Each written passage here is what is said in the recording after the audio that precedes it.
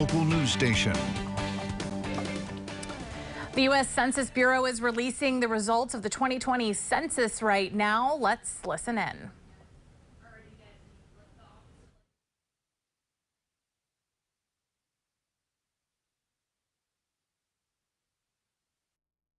I'm thrilled to join you on such a momentous day. The decennial census plays a vital role in our democracy, and I'm so proud of the work the Census Bureau has done over the past decade to complete the 24th decennial census. It's a wonderful witness of all the work that now coming to fruition. First, I want to thank all the dedicated staff at the Census Bureau. Without you, today would not have been possible. 2020 brought unprecedented challenges: a global pandemic, destructive wildfires, the most active hurricane season on record, and civil unrest across the country. With all of that happening, the Census Bureau had to quickly adapt its operations to confront these challenges head-on. But the dedicated civil servants at the Census Bureau, with the assistance of state and local governments and community groups, managed to overcome these hurdles and conduct a complete and accurate census count. So today, we express our gratitude to you and let you know how proud we are of your work. I also want to thank the American people for their overwhelming participation in the census. While the Census Bureau has worked tremendously hard over the last year, a complete and accurate count would not have been possible without all those who took the few minutes to respond to the census. To all those that responded, thank you for participating in democracy. As a former governor, I know firsthand how critical census data is for our communities. We know census data is used to determine how many representatives each state has in Congress, but it's used for much more than that. State and local officials, the federal government, nonprofits, all use census data to make decisions that have a direct impact on our lives. We use the data to decide how many teachers we need in our schools, how much funding we need for public housing programs, where to locate a business or a health clinic, where to build new roads. We use the data to make sure the economy is working for everyone. The data is vital, and we are so lucky to have some of the best and brightest statisticians at the Census Bureau who have worked tirelessly this past decade. I trust these experts, and I'm confident of this work. Earlier today, I had the privilege of transmitting the 2020 census population and apportionment counts for each state to the President. Per the Constitution, these counts determine the apportionment of seats in the U.S. House of Representatives. This is a unique ritual that has occurred only 23 other times in American history. I assured the President that the census was complete and accurate. President Biden will then deliver the population counts and apportionment results to Congress as required by law. But our work isn't over yet, and we look forward to delivering the redistricting data no later than September 30th. Thank you for having me today, and congratulations on completing yet another census. Thank you, Madam Secretary. This is a historic moment that happens once every 10 years, and it is my honor to represent all of the hard-working staff at the U.S. Census Bureau who spent countless hours to ensure everyone was counted, especially during the COVID-19 pandemic. I also want to thank everyone who responded to the census during these extraordinary times. When the first census was being conducted in 1790, Congress expected about 2 million people to be living in the country. When the results came back in 1793, the population exceeded 3.9 million, and overnight the number of congressional representatives grew by 40. This number was so much larger than anticipated that they had to add on to Independence Hall to house all of the new lawmakers. The first census was a critical step to help build the foundation of our democracy, and as we've learned over the years, it continues to be a cornerstone of our growing nation. Through wars, times of great social and technological change, and during a global pandemic, our nation has taken the census every 10 years as directed by our Constitution. A census is a massive operation that takes years to plan, and it takes a community to see it come to fruition. In addition to our dedicated staff, we had the support of hundreds of thousands of national and local partners, and of course, we had the help of our respondents, who spent a few minutes completing the 2020 census form. The count began in January of 2020 in the small Alaskan village of Tooksuk Bay. It was there we counted the first person in the 2020 census. On March 12, 2020, invitations to respond to the census began to arrive in mailboxes across the country. Less than a week later, states across the nation began to impose stay-at-home orders. Immediately, we knew we needed to adapt. We adapted our operations to protect the health and safety of our staff and the public, and we adapted our schedule to ensure we could deliver high-quality statistics. And later, we adapted due to natural disasters, including hurricanes and wildfires. Through all of this, we remained flexible and practical and persistent so that we could fully conduct the 2020 census count. We were especially pleased to see how 2/3 of the nation completed the census on their own. Trying to reach as many people as possible, we extended our communications campaign and quickly developed new ads reflecting life during the pandemic. We advertised on pizza boxes instead of during basketball games.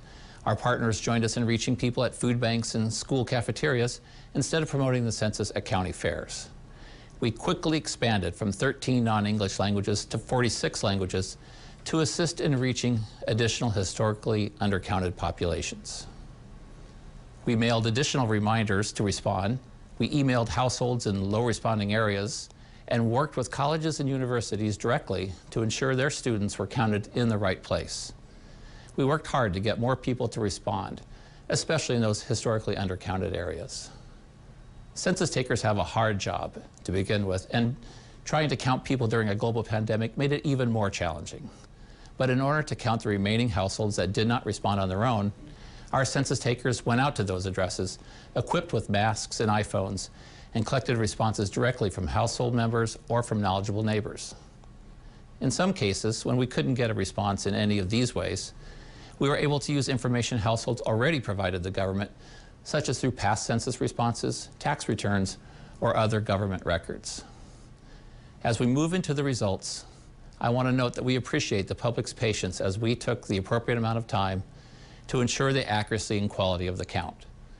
So with that, let's get to the results you've all been waiting for.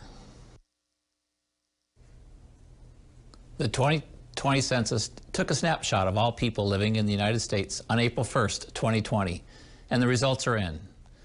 According to the 2020 census, the number of people living in the United States was 331,449,281. This represents an increase of 7.4% over the official population count from the 2010 census. This population growth rate is lower than the previous growth rate of 9.7% between the 2000 and 2010 censuses. In fact, the growth rate from 2010 to 2020 is the second slowest in U.S. history.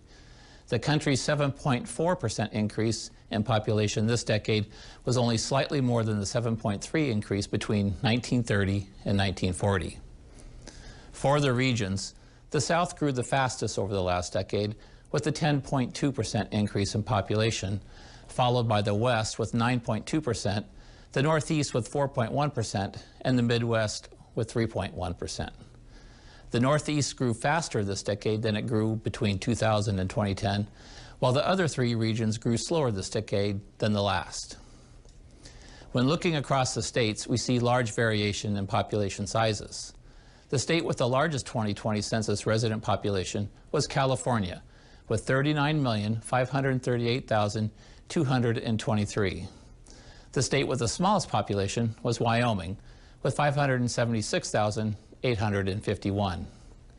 However, the 10 most populous states each had a resident population between 10 and 40 million. While the 10 least populous states each had a resident population between 500,000 and 1.4 million. The population of most states grew between 2010 and 2020. Utah was the fastest growing state, with an 18.4% increase in population, growing to 3.3 million in 2020. On the other hand, 3 states lost population, with West Virginia having the largest rate of decrease at 3.2%. The population of District Columbia grew by 14.6%. Puerto Rico's population decreased by 11.8% to 3.3 million.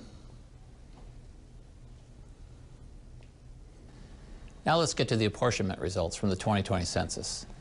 The constitutional purpose of the census is congressional apportionment, which is the process of distributing the memberships or seats in the U.S. House of Representatives amongst the states every 10 years in a way that is proportional to each state's population. Since 1941, the law has specified that the method of equal proportions will be used to assign House seats to the states. And while the law does not require the Census Bureau to calculate the number of seats each state will get, we do it as a courtesy to the President. We apply the required method to the apportionment population of the 50 states, not including the District of Columbia and Puerto Rico, because they have no voting seats in the Congress. The 2020 census apportionment population includes the number of people living in the 50 states plus the overseas population, which is a count of federal employees living overseas and their dependents living with them who are allocated to a home state. Since 1940, the regional trend with apportionment has been an increase in the number of congressional seats for the South and West, and a loss of congressional seats for the Northeast and Midwest. More specifically, since 1940, there's been a combined net shift of 84 seats to the South and West regions. Overall, the effect of the official 2020 census population counts on congressional apportionment is a shift of 7 seats among 13 states, which is the smallest number of seats shifting among the states in any decade since the current method of calculating apportionment was adopted in 1941. 6 states will gain seats in the House of Representatives. Texas will gain 2 seats, and Colorado, Florida, Montana, North Carolina, and Oregon will each gain 1 seat. 7 states will each lose 1 seat in the House: California, Illinois, Michigan, New York, Ohio, Pennsylvania, and West Virginia. The number of seats for the remaining 37 states will not change.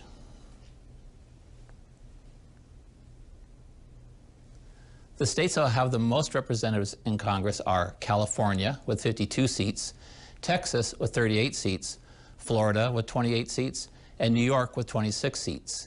These 4 states are the most populous in the U.S., with each having more than 20 million people. And together, those states will hold about 1/3 of the total seats in the House of Representatives. Also, each of the 6 least populous states will have less than 1 million people and will have only 1 seat. After the first apportionment occurred based on the 1790 census, each member of the House represented roughly 34,000 people. Now, the average population size of each House district, based on the 2020 census, will be 761,169 people, which is an increase of 50,402 people per representative when compared to the average of 710,767 people per representative based on the 2010 census. And those were the first results of the 2020 census. We have taken the time we needed to produce the high-quality statistics that we and the public expect. While no census is perfect, we are confident that today's 2020 census results meet our high data quality standards. We would not be releasing them to you otherwise. The Census Bureau is committed to sharing what we know when we know it to help the nation understand the quality of the 2020 census results. Despite all the challenges of the pandemic, the completeness and accuracy of these first 2020 census results are comparable with recent censuses. We had numerous quality checks built into collecting the data, and we have conducted one of the most comprehensive reviews in recent census history during data processing. Later today, we will release the next set of operational quality metrics and additional quality indicators. This afternoon's release will be unprecedented in how soon after the census we are able to provide operational metrics down to the state level. They are just one of the many ways we evaluate and assess the quality of the 2020 census. While our assessments won't change the results of the 2020 census, they will inform and influence our planning for the next census. We are also looking forward to sharing more 2020 census population results with you later this year. including redistricting data, statistics on age, sex, race, and ethnicity, and details about the center of population. The results for the U.S. island areas will also be provided in a separate release at a later date. States, as well as the public, will receive the data they need to begin redistricting by August 16th. The Census Bureau will also deliver the final redistricting data toolkit to all states and the public by September 30th. COVID-19 related delays and prioritizing the delivery of these apportionment results today delayed our original plan. Different from previous censuses, the Census Bureau will deliver the data for all states at once instead of on a flow basis. Finally, I want to take a moment again to thank our tireless, hardworking staff for everything they have done to ensure the delivery of today's data and future data releases from the 2020 census. And I want to thank the millions of people who completed the 2020 census on their own or provided information to our census takers. Thank you. Michael, back to you. Thank you, Ron. We will now begin taking questions from credentialed media about the first 2020 census population results. Members of the media who registered received the phone number via email from our Eventbrite account. When asking a question, please include your name and media affiliation. Operator, can you please provide the instructions for calling in? If you would like to ask a question, press *1, unmute your line, and speak your name and media affiliation when prompted. To withdraw a question, *2. Again, to ask a question, press *1. Thank you to all the speakers. All of the results discussed today are available on our website at census.gov. You will find many materials related to